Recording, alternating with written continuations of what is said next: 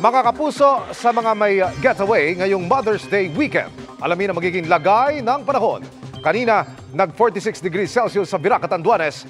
Pinakamataas yan ngayong araw. 45 degrees Celsius naman sa Rocas, Capiz. Bukas, posibleng umabot din sa ganyan kataas ang heat index base sa forecast ng Pag-asa.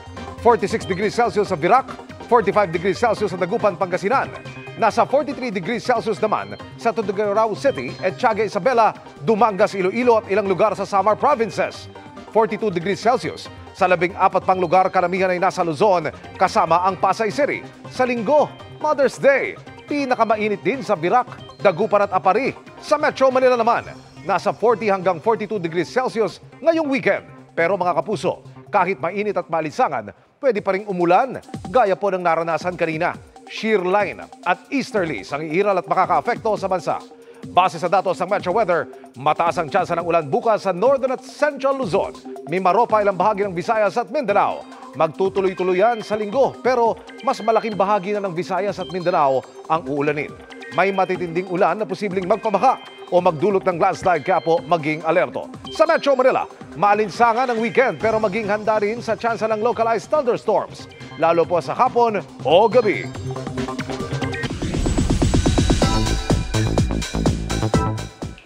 Pagkatapos tumatak bilang Cly na Maria Clara at Ibarra, handa na si Barbie Forteza na makilala naman bilang si Adelina sa inaabangang Kapuso Family Drama Series na Pulang Araw. Makichika tayo kay Aubrey Carampel. Kinikilig si Kapuso primetime princess Barbie Forteza sa pag-award sa kanya ng Box Office Entertainment Awards 2024 bilang Best Actress para sa kanyang pagganap sa Maria Clara at Ibarra. Tumatak daw talaga sa kanya ang Kapuso series at hanggang ngayon tinatawag pa rin siyang Cly ng mga tao. Nakakataba ng puso dahil nakikilala yung trabaho ko, hindi ba? And also, ang laki rin talaga na naging impact ng Maria Clara at Ibarra dahil napaka-importante rin talaga niyang proyekto. Kaya naman, mas lalong pinagbubuti ni Barbie ang pagganap niya bilang si Adelina sa Pulang Araw, ang inaabangang biggest family drama of 2024. Challenging siya because kailangan namin siyang magawa ng maayos. Unlike yung Maria Clara at Ibarra, it's all fiction, yes. 'Di ba? Ito talagang base talaga sa mga totoong naganap noong 1940s, noong World War II. So kailangan talaga accurate at tama ang maipakita namin. Bukod sa baliktambalan nila ito ni David Licauco, marami rin ang nag-aabang sa unang pagsasama sa teleserye ni na Barbie at Asia's multimedia star Alden Richards. Talagang suporta. Pagka may kailangan na umpisa pa lang ng eksena, kailangan ko nang umiyak, automatic kay Alden yun, nahahawakan niya yung kamay ko. Ramdam ko rin yung care niya sa akin bilang ang tagal na naming magkaibigan. Kasi talagang tinatanong niya, ano, kumain ka na ba? O ito, may pagkain ako dun sa tent. Yung mga ganon, yung closeness. And speaking of friendship, newfound friend naman daw ni Barbie ang Kapuso Prime Gem na si Bianca Umali. Kamakailan nag-post si Barbie ng kanilang girlfriend date na may caption na The Beginning of an Era. Nagsimula raw ang closeness nila nang magsama sa Sparkle Goes to Canada Tour. Ang kanilang friendship, inihalin tulad nila sa mga karakter ni Rachel at Monica sa hit American sitcom na Friends. Sabi nga namin parang ayaw namin masyadong i-showbiz yung friendship namin. Kasi para sa akin, si Bianca talaga ay isa sa mga totoong taong nakilala ko at naging kaibigan ko. So, excited na rin daw si Barbie na ipalabas ang rom-com film nila ni David na That Kind of Love na magpi-premiere sa Jinseo Film Festival sa Japan. Aubrey Carampel, updated showbiz happenings. Looking for a perfect getaway para ipasyal si nanay sa nalalapit na Mother's Day? Maraming activities na pwedeng subukan sa Tagaytay. At nakatutok doon live si Katrina Son. Katrina? Pia, para nga sa mga naghahanda ngayong Mother's Day weekend o naghahanap ng lugar kung saan pwedeng i-date o ipasyal ang inyong mga nanay, bakit hindi subukan dito sa Tagaytay? Free pizza making para sa mga mommies. Yan ang pakulo ng isang restaurant dito sa Tagaytay. Si Kat Ramirez at ang kanyang pamilya. Inagahan na ang pagse-celebrate ng Mother's Day. Iniiwasan namin yung magiging traffic kapag makisabay kami sa mismong araw ng parating na Mother's Day. Taon-taon daw mula ng magkaanak ay di raw nila kinakaligtaan ng kanyang pamilya na mag-celebrate ng Mother's Day. Dapat talagang i-cherish siya every year. As a nanay, syempre, kailangan nating maramdaman yun na every year, importante tayo bilang ina. Si Zelly Villanueva naman at ang kanyang pamilya, in-advance na rin ang kanilang Mother's Day celebration. Ngayon lang daw kasi sila magkakasama. May trabaho po ako, kaya po ngayon lang kami nag-celebrate ng Mother's Day. Dito naman nila napiling mamasyal sa isang amusement park sa Tagaytay. Bukod daw kasi sa mga rides ay may mga kainan na rin sa lugar. Tiyak naman na mag-e-enjoy at marerelax ang mga mommy sa leisure park na ito sa Tagaytay pa rin, na may iba't ibang mga rides at activities din ang pwedeng subukan dito ng pangbuong pamilya, gaya ng aerial bicycle at glass bridge. At para naman sa mga may hilig mag-boat ride o gustong itry mag-boat ride, hindi na kailangang lumayo pa dahil meron na rin yan dito sa Tagaytay. Para naman sa IG-worthy photos ng mga mommies, swak na swak daw dyan ang Heart Bridge kung saan pwede silang magpa-picture.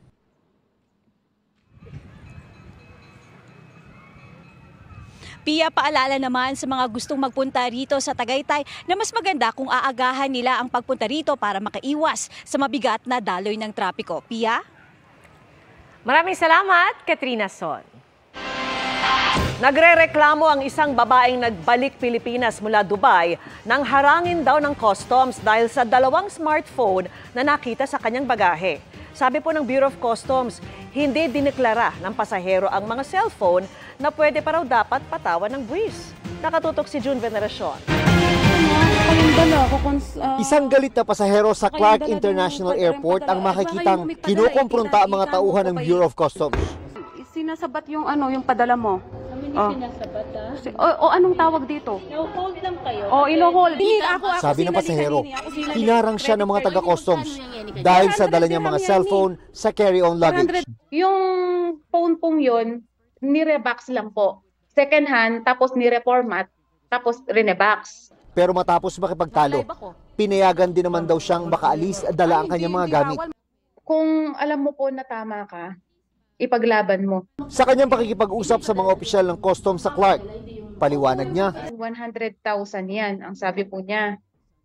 Tapos ang limit daw po is 10,000 pesos lang. Sabi ko po, padala lang ito. Tapos ang sabi po niya, bawal daw po ang magpadala. Kasi daw po, ako daw po ang nakapirma. Sabi ko po, yung iPhone na to, hindi po to 100,000. iPhone 12 lang po to. Tapos ako po ang bumili nito online.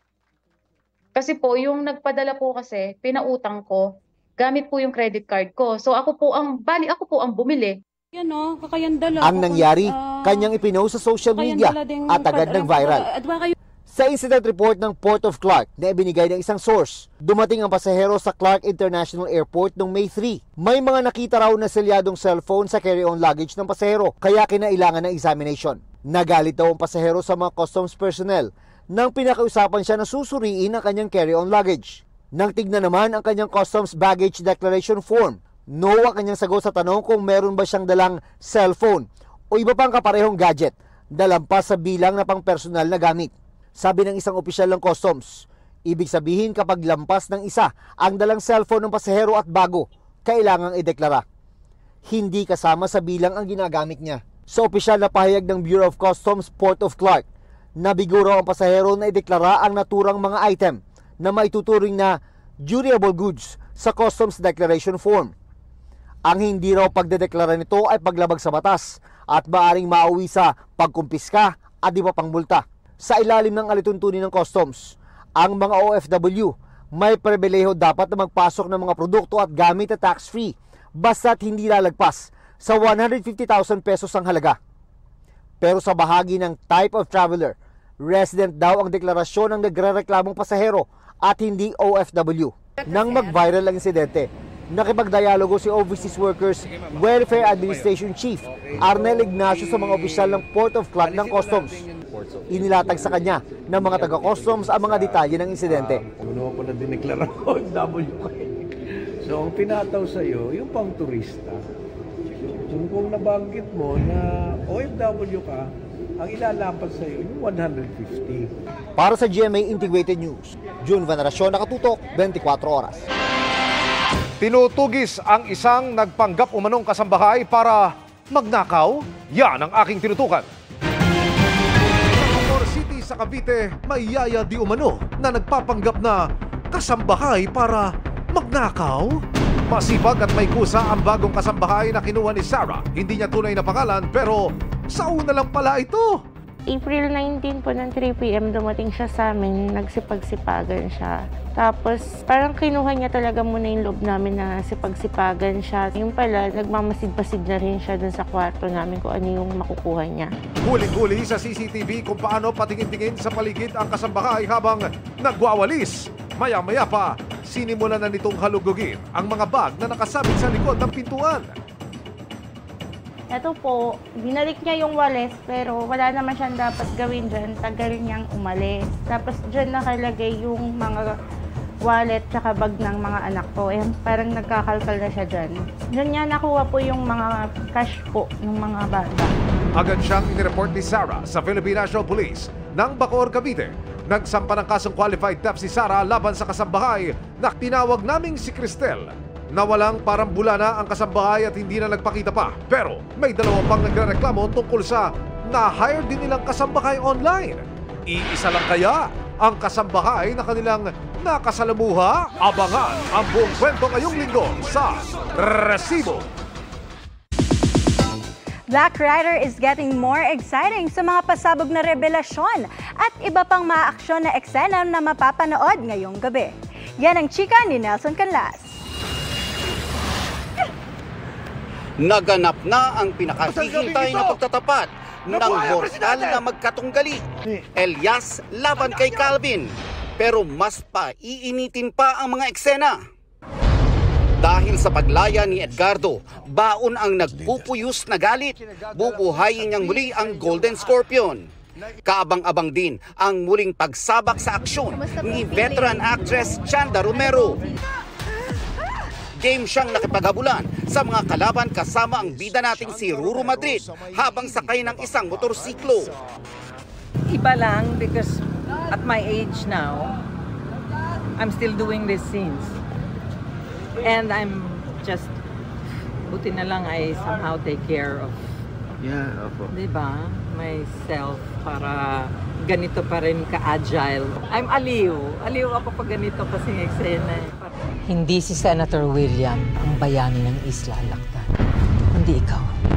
Ikaw, Elias Guerrero. May mga pasabog na revelasyon pang magaganap sa ating bida.